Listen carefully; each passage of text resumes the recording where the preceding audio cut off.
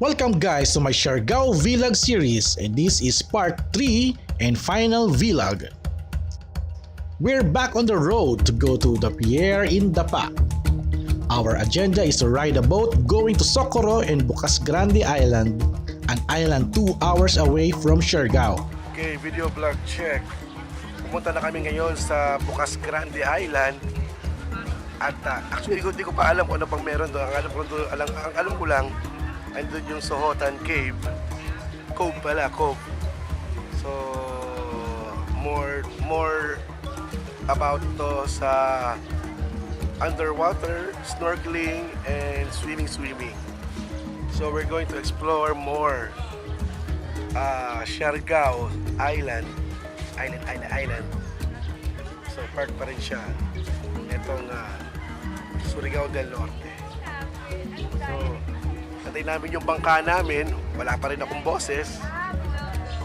At 2 hours boat ride going to Bucas Grande. So, naka-ready tayo ngayon dyan.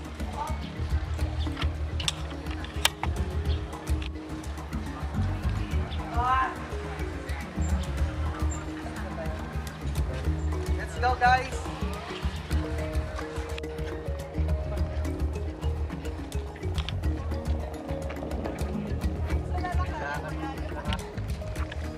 So huwag na kayo magtaka, no? Baka yung nakita yung damit ko mamaya, eh yun ulit ang suot ko. Eh isa lang naman kasi pang swimming ko eh. Maganda rito, kahit dito na nga alam, pwede na ako maligo eh. Napaka very inviting nung tubig. Maraming seaweed pero for me, it's a good spot for snorkeling. Kasi marami kang nakikitang mga isda. Sarap na rin mag-explore. Pero sa Bucas Grande, for sure, malapit ang exploration dun. So, there's our boat. Sobrang laki ng boat namin. Kasya dyan 30 na katao. 30 tao, 2 beses na biyaheng Mindoro kasi 2 hours. So, ito na yung medyo mahirap-hirap na part. Pagkahoy lang kasi yung hawakan, nakatakot. We're excited to reach Socorro and we are ready to see what the island can offer.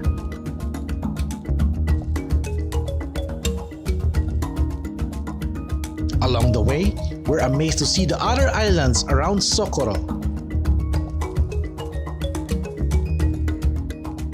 We got attracted by the beauty of the islands and we wish that we just stop and pause for a while to absorb the view.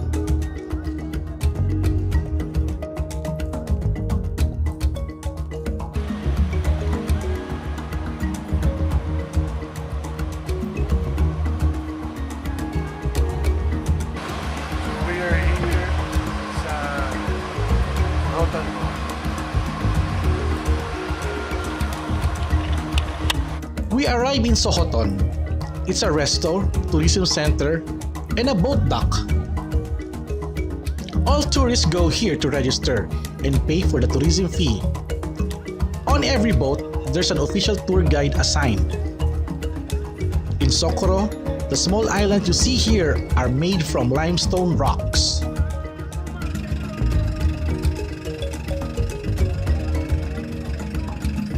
What you see here are a mountain of limestones formed at the southern part of Socorro. I never been to an underground cave like in Palawan, but here in Socorro, I've experienced first crossing inside the underground cave. If a tour guide said you lower your head, you should do what they say or else you go home with a head bump from Socorro.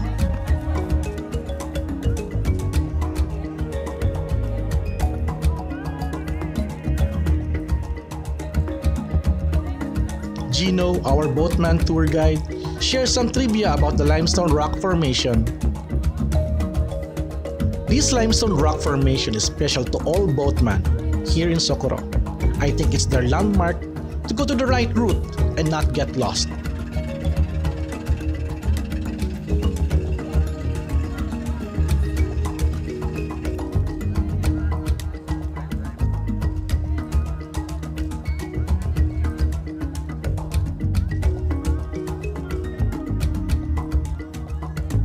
So I placed my GoPro camera under the water and I saw the end of the limestone rock island is connected way down to the bottom.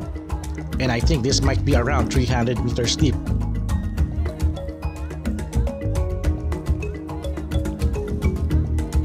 Our first stop is the HAGUKAN cave, one of the most visited tourist spots here in Socorro. So we're told we will go inside the cave, but we need to dive to transfer to the other side. Yes, I'm nervous, but I trust the two boatmen to guide me underwater behind those rocks.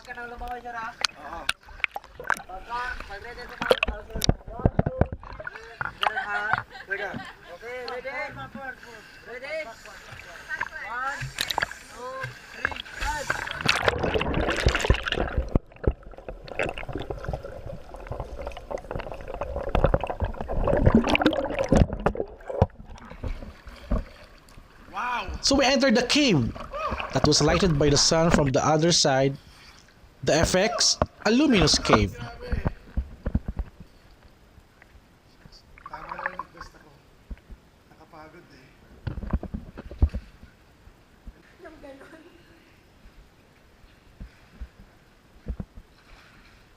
Murag mo lang decide ba na ano.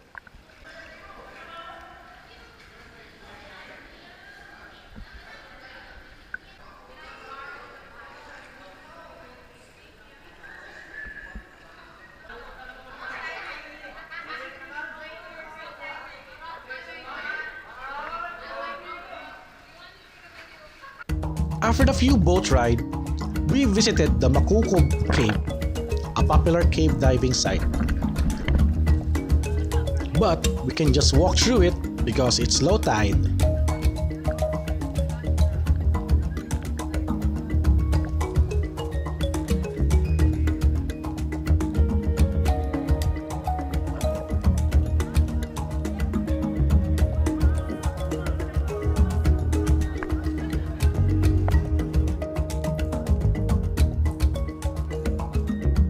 It's so dark inside the cave, you really need a flashlight in order not to get lost.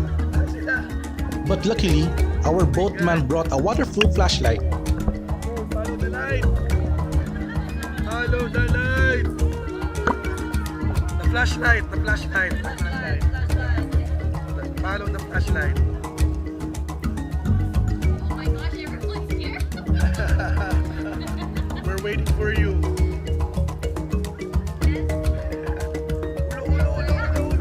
Oh my god! Oh my god! Oh my god! Nandiyan ka na. Nandiyan ka na. Nice. Bats.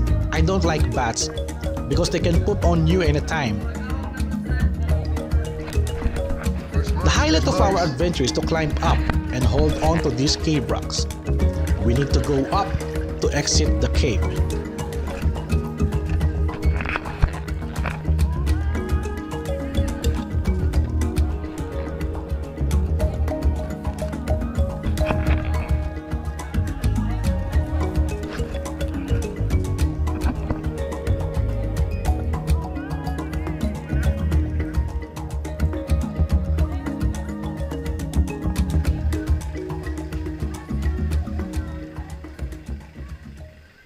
And the most shocking reveal is, we need to jump the cliff to exit the cave.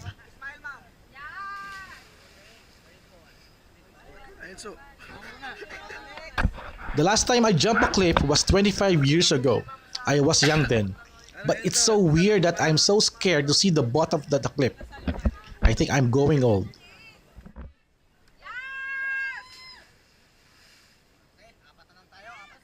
nakabahan pa rin ako. Ikaw, first. Our companions jumped one by one until me and Enzo was left on the cliff. Wow! Galing ni Anagon. Ang problema sa hindi marunong Kaya ni Anagon, kaya mo rin yan. Hello, darkness, my old friend. I've come to talk with you again. Because It was a perfect jump, and I'm glad that my GoPro battery died after I touched the water.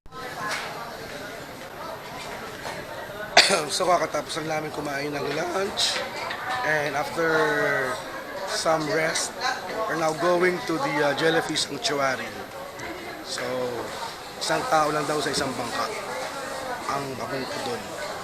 So bahala na. Our next adventure is to paddle our way to Sohoton Lagoon. It's a lagoon filled with stingless jellyfish. Motorboats are not allowed going there.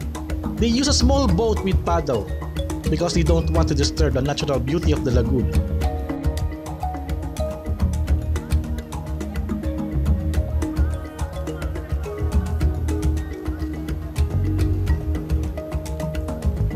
On the way to the lagoon, we are amazed to see more rock formation and stunning view. I felt that I'm already in Jurassic Park.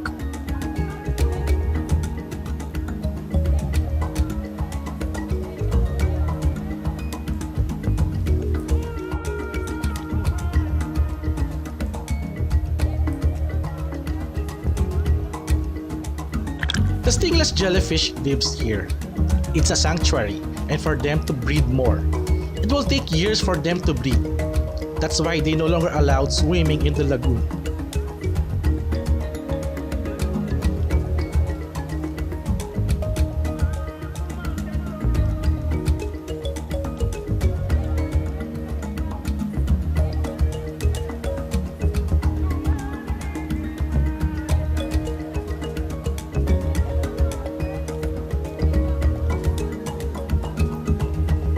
I touched one jellyfish.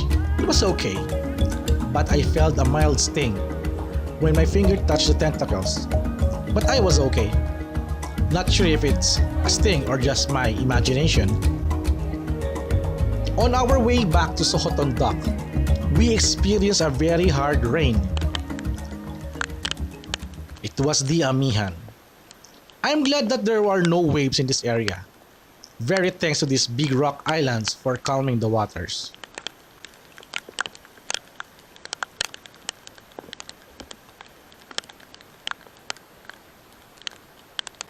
I helped my boatman to paddle faster because the rain is getting heavier.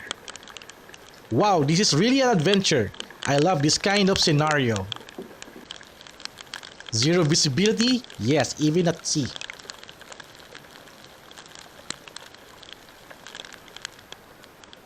We reached the dock safely, and I thank my boatman for bringing us safe. We went back to our big boat and we sail again to the swollen sea. The AMIHAN are now bringing more rains.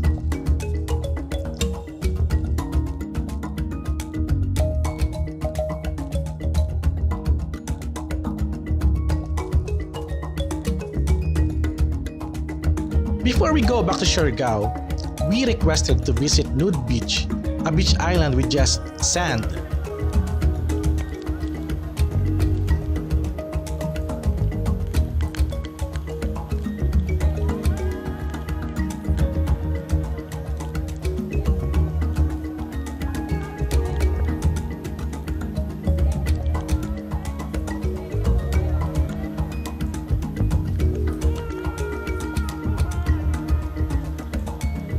The AMIHAN rain is cold, but it's weird that the seawater is warmer. So we stayed here for a while.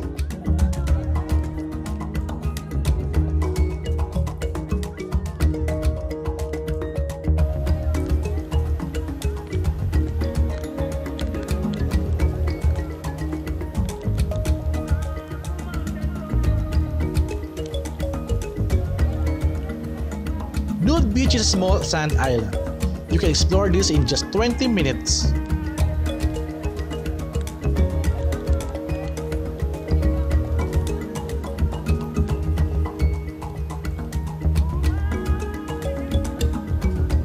We also visited GUYAM Island, but because of the bad weather, we decided to go back to dry land.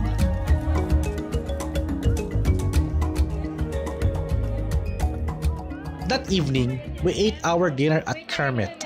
It's one of the most popular restaurants here in Siargao. Due to its popularity, diners are required to book a 2 weeks reservation before your visit.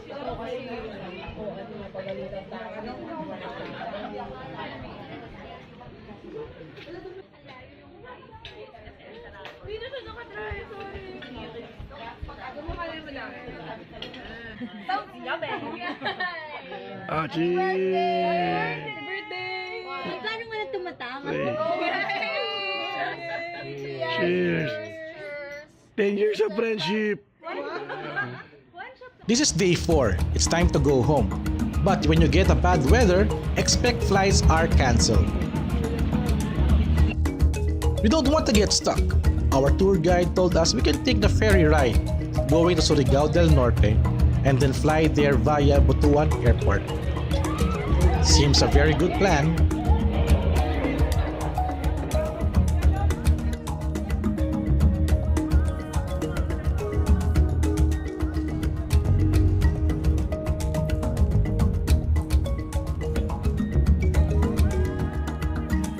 Wow, we're going to fly again with Cebu Pacific Air, going back to Manila, guys.